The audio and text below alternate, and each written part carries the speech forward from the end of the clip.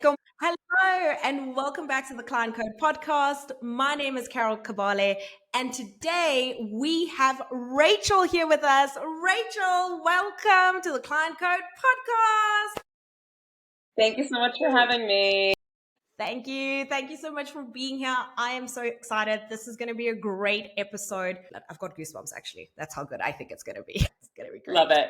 Love your Okay. energy. Bring We it. have a recurring tradition around here, Rachel, which is I ask every single guest the exact same question, which is, what is your unique client code? My unique client code is understanding what kind of pain people are in as it relates to their careers.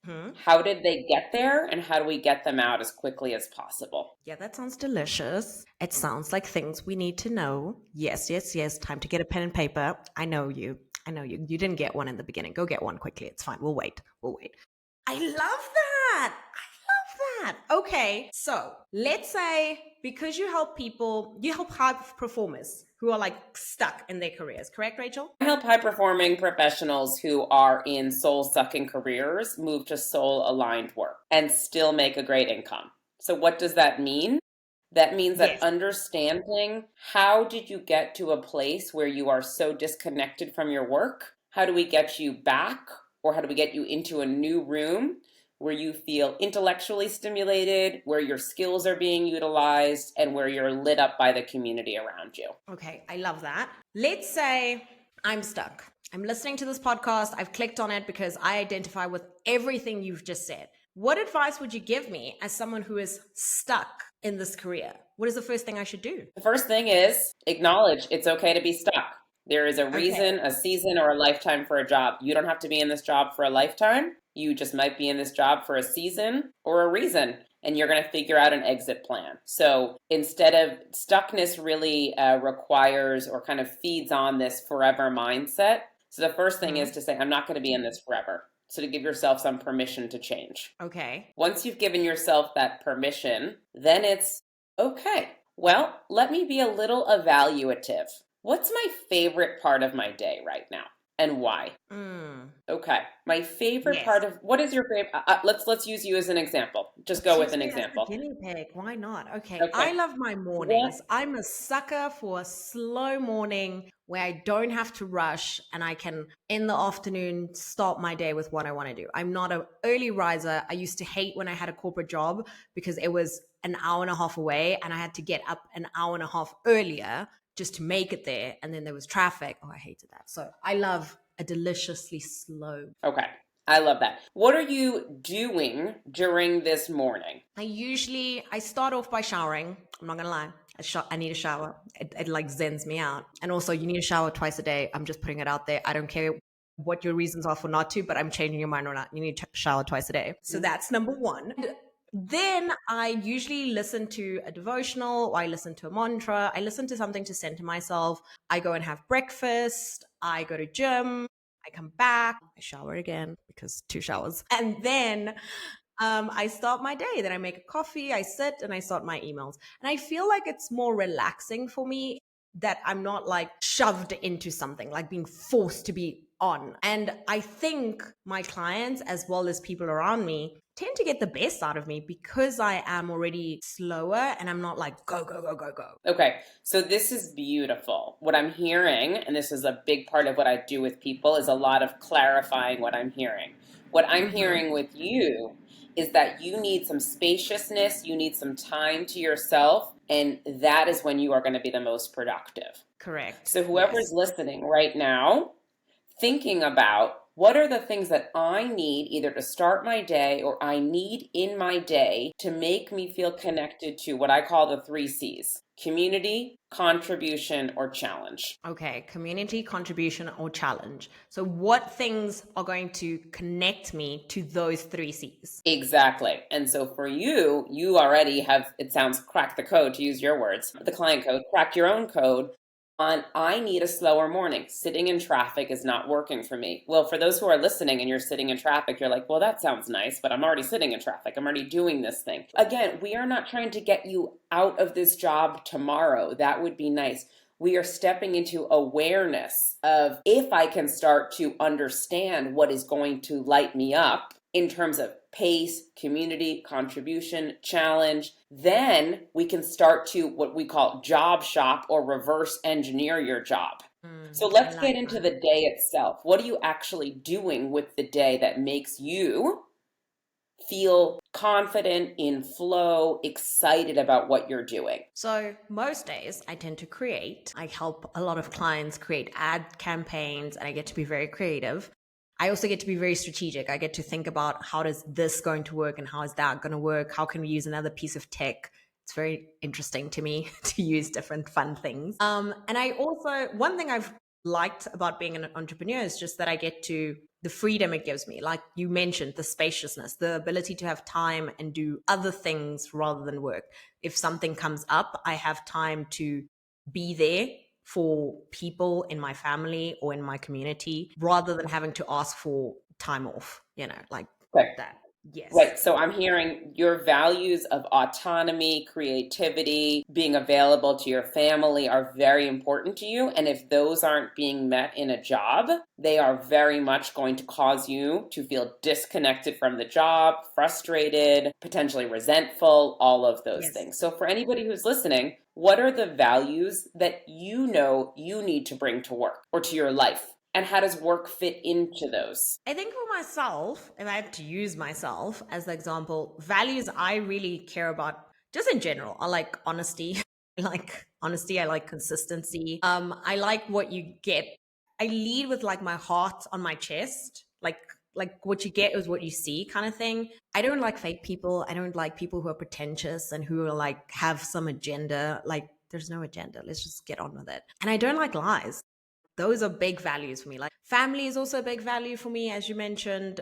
And I like to be comfortable. I ain't gonna lie. Like the universe did not put me here to be poor.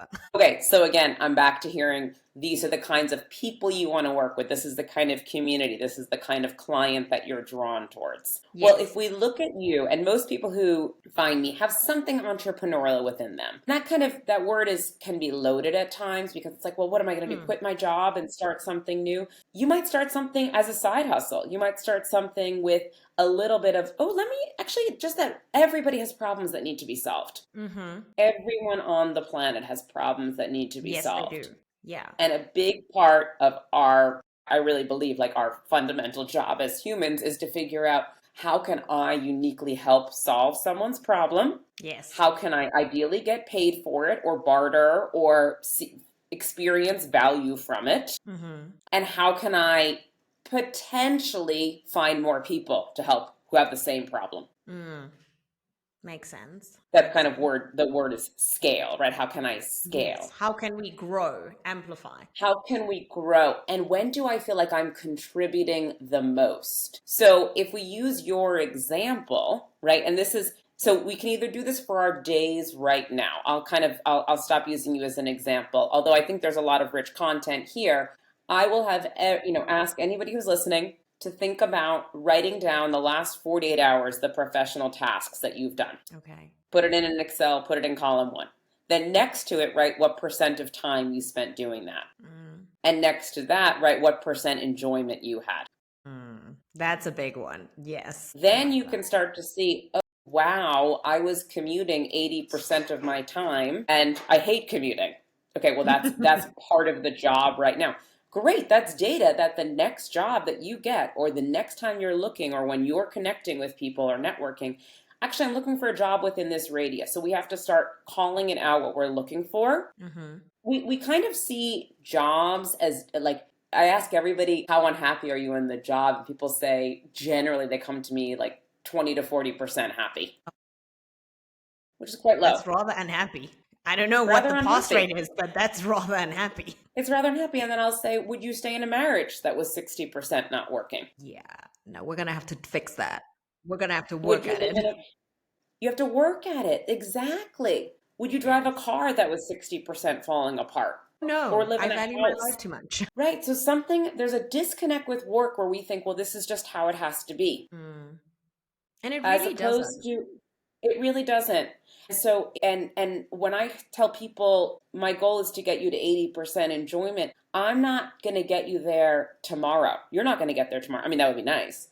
But we're going to get a 25%, then 30%. And a lot of that is self-awareness, understanding what lights you up and why, what doesn't, what have been your favorite roles, who have been your favorite bosses, what was actually the quality underneath those people. Yes. And how were they aligned with one of three areas? Not just the community contribution and challenge, but how were they helping you develop skills that you want to get better at? We all want to get better at things. Yes. How were they helping you solve an intellectual curiosity that you have? What I call a dinner party conversation, something you're drawn to naturally. And how were they aligned with your values? Yeah, we want to find people that bring us up and add to us, not really bring us down, right? I'm just curious because I want to not use myself as the example, but something that's come into my head is, when is the right time to quit? Because for me, as the example, sort of to speak, I just quit one day. It was too much. Like you said, the work I was doing, although it was great and it was like on paper, I had this brilliant corporate job working for this wonderful hospitality group. It just didn't align with my values. I was living past my families, particularly my husband. I was living past my friends. It was just not great. It wasn't great. And I just quit. So how do we know when we should quit? Because by the way, I just quit without a plan. It all worked out. That was 9 years ago. So it all worked out. But for someone who doesn't want to do it like me and just sort of quit and then figure it out, what steps could we take to better prepare for that? That's exactly what I do not advise doing, by the way. But good for you. Okay. I'm so Do happy not it do worked that. out for you. I say we do not quit I without a would, plan. yeah, We do do as not. I say, not as I do, because it was bad. There was debt. But as I say, it all worked out. But don't do that. I also advocate, don't do that. Well, let's think about how we could have done that a little bit differently, or how someone who's listening and really wants to quit yesterday. Generally, we need to know our 2 to 3 reasons that we're staying in an uncomfortable situation. Okay. It's money, it's routine, it's insurance, right? And again, it's not forever, but that's what's keeping us right now. I literally just had a call with a client this morning, and she said her favorite part of her day is her cup of coffee right now in the morning. And she has a job where she can go afford a nice cup of coffee, and that's what she does. And it just sets her warm and fuzzy up for the day. Okay, well, that's a long day if that's what's kind of motivating your day.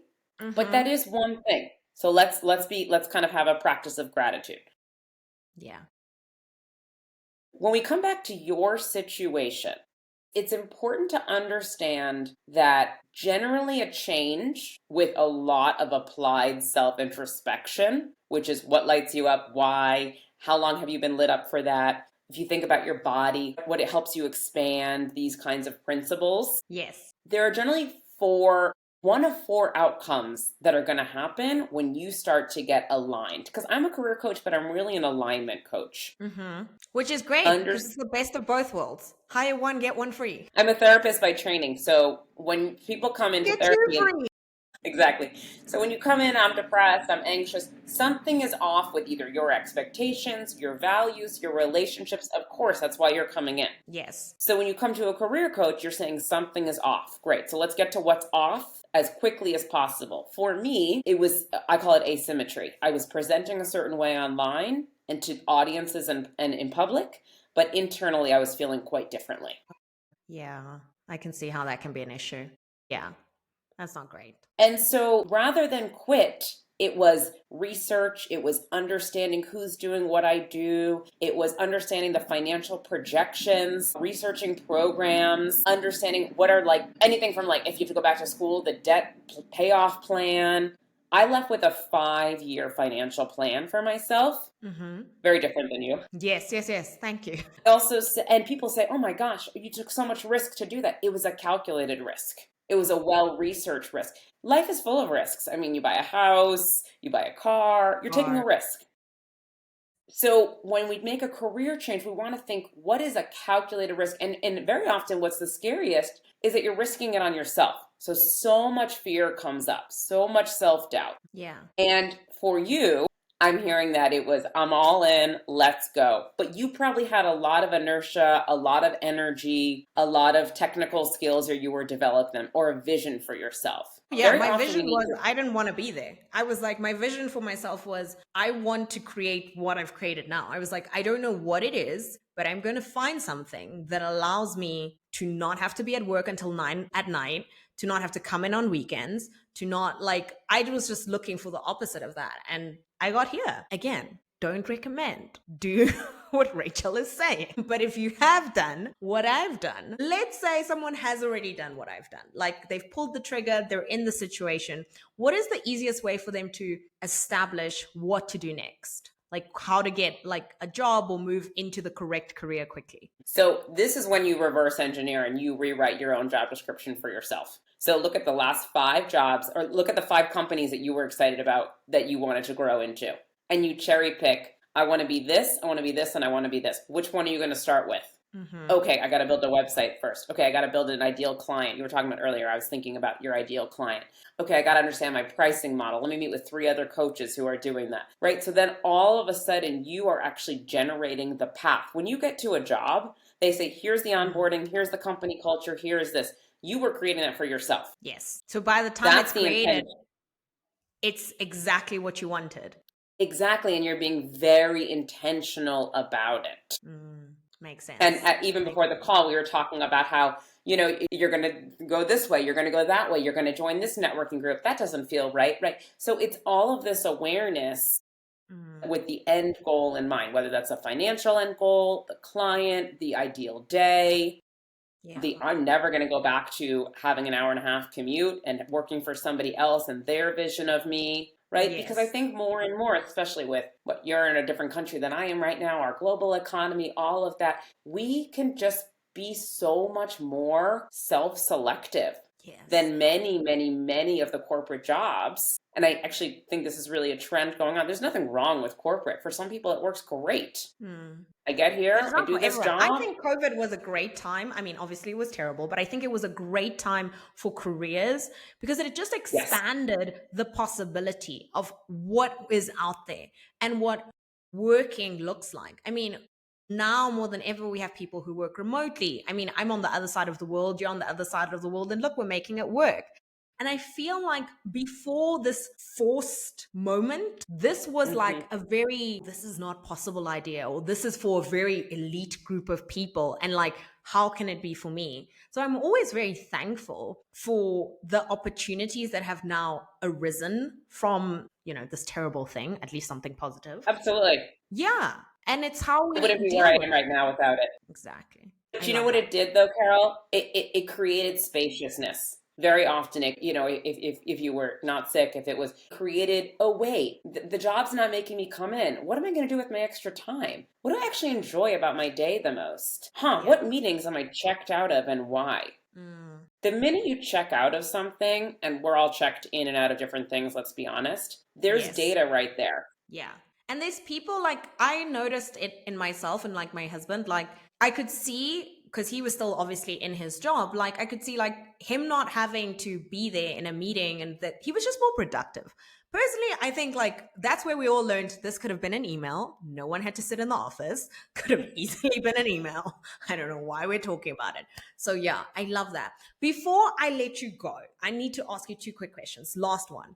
What is something that if someone is listening to us right now, you are like, if you take nothing away from this conversation, take this, use this. Every company on the planet has a mission statement. I want to implore you to create your own professional mission statement. What do we do with it after we create it? You put it on your LinkedIn, you put it on a business card, and you start attracting all of that. It's like a billboard for what I will and will not stand for. This is who I am. This is what I aspire to. Do you match? No, you don't match. Exactly. Goodbye.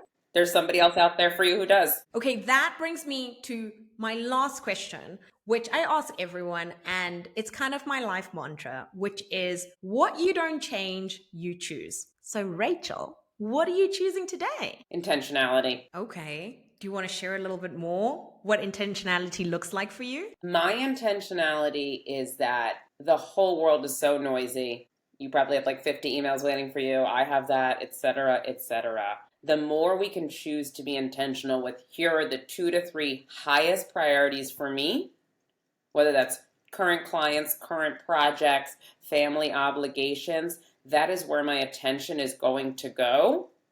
And everything else is going to become secondary. And I need to feel comfortable with letting those things go, not be a priority right now. That's the intentionality. I love that. That's so good. Everything else is noise. Let's be intentional and let's move the needle forward. I really do like that. I love it. Okay, that brings us to the end. Rachel, where can the people find you? What do you want them to know? This is your time. Tell them everything. Thank you. So I work with a select group of clients who are really ready to get focused about making a serious change in their careers. We identify if we're going to have you stay where you are with a different focus, start something new just like yourself, create a whole new career for yourself, go fractional, but it's all about you do not have to suffer through your career. And so with that in mind, I offer a one-time 90-minute high-stakes career audit where we make a game plan for you. And you can find out more about that on my website, madeformorecoach.com. That's going to be in all the things. Go look for it. Up, down, left, right. All the things are going to be there. Make sure you go and follow Rachel everywhere. Rachel, thank you so much for sharing the space with us. Thank you for teaching us. I feel like I learned so many things that I want to apply into my own business, especially this mission statement little tidbit. I'm going to go put it nice and big on my I have mine right here. I literally have my mission statement up. I have it right here. Oh, I love that. Okay, no, now I need to print it out and put it here. Okay, I love it. I am Print going it to out, go and write do this it today. out. That's I my would goal. happily work with anybody on their mission statement. And generally your mission statement is I help these people do this thing by doing this thing. So mine is I help high performing professionals trade this by doing this. Okay, that was a bonus tidbit. If you stayed this far, you are the real MVP. Thank you so much for listening and for grabbing all the little nuggets. But honestly, Rachel, thank you so much for being here. I really did appreciate it and I loved it so much. And with that, ladies and gentlemen, that's the end of another episode on the Client Code. My name is Carol Cavale and I will see you on the next one.